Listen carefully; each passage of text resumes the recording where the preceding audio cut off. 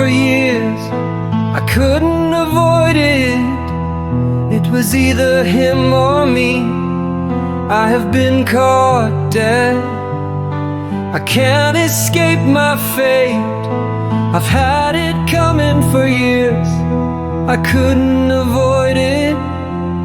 It was either him or me. I have been caught dead. I can't escape my fate. Where will this end? The Angel of Death Saga, The Dark Angel, by Rachel Lawson. The Angel of Death Saga. I've had it coming for years. I couldn't avoid it. It was either him or me. I have been caught dead. I can't escape my fate. Where will this end?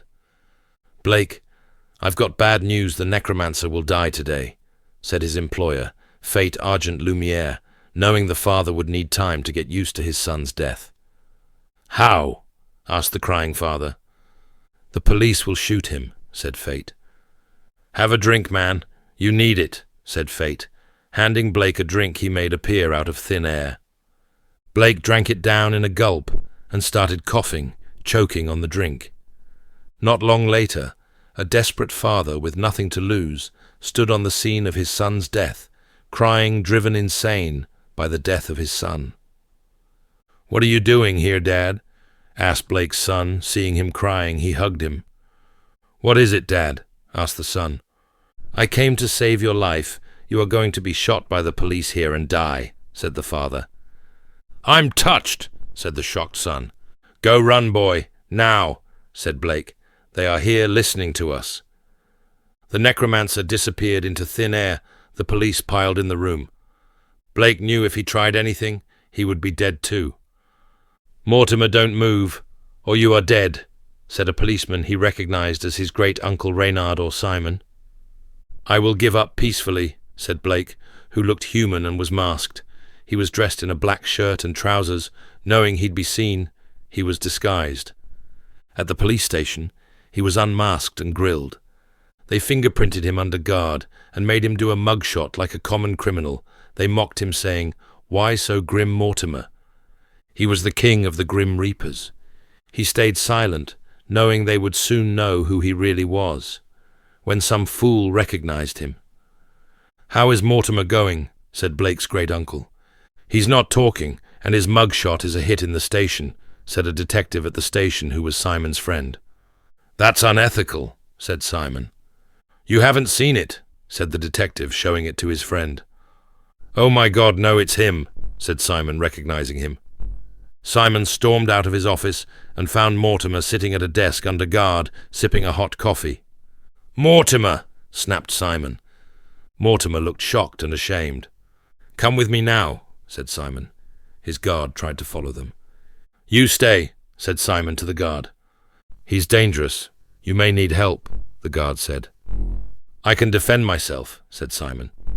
It's your neck, Sarg, said the guard. Mortimer and Simon walked into Simon's office. It's you, said Simon. He was shocked. I could deny it, said the contrite king of the dead. Blake, why are you lying about who you are? Asked Simon. You know why I am, said Blake. I didn't know you even cared about him, said Simon. I am a father, of course I care about him, said Blake. He was going to be murdered by your police. I came to save him or die for him. You are a coroner. They are your police too, boy, said Simon. Not now, said Blake. They still are, said Simon. You know as well as I do. I've been caught dead. I am nothing but a dead man, and I've been protecting a killer. I am as bad as him, said Blake. I understand that. But why are you usurping the job of the emperor of our people? The dead can't rule our empire, you know that, said Simon. I was wondering when you'd ask me that, said Blake. Well, said Simon. A policeman opened the door. What do you want? Asked Simon shortly. We've identified him. You won't believe who he is, said the policeman. Blake looked awkward. He is Blue Midnight, the leader of the magicians, and Dr. Alexander the coroner who hangs around here. Why didn't we recognize him? Said the policeman. Blake looked even more awkward and nervous. I know who he is. You haven't seen Blake without a mask or glasses before, said Simon shortly. We caught him in a mask. Why didn't we recognize him? Said the policeman.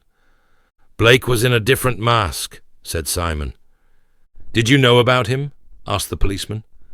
He lied to me too, said Simon, hurt. Why did he pose as two men, Mortimer and Blue Midnight? I thought they were just friends, not one man, asked the policeman. That's classified information, said Simon. You don't know either, said the policeman.